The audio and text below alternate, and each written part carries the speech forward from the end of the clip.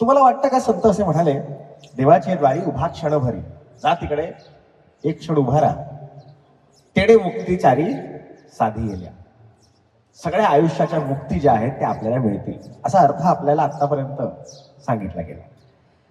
पण खर तर संतांना कुठल्याही देवाचं द्वार अभिप्रेत नाहीये. ज्ञानेश्वर माऊली ह्या अभंगात जे म्हणतात, देवाची द्वारी उभा क्षणभरी. माणूस जन्माला आल्यापासून माणूस शेवटच्या श्वासापर्यंत हे जे काही जीवन जगतो आहे, हे त्याचं देवाचं द्वार, ज्या देवाच्या द्वारातून तो स्वतःच्या आतल्या देवाला शोधण्याचा प्रयत्न करतोय. उभा क्षणभरी, मराठी भाषा वळवाल त्याची वळते. उभा, रिकामा. ह्या आयुष्यातला प्रत्येक रिकामा क्षण हा त्या हरीच्या नामाने भरा, मग तुम्हाला तेणे मुक्तीचारी साधी येते.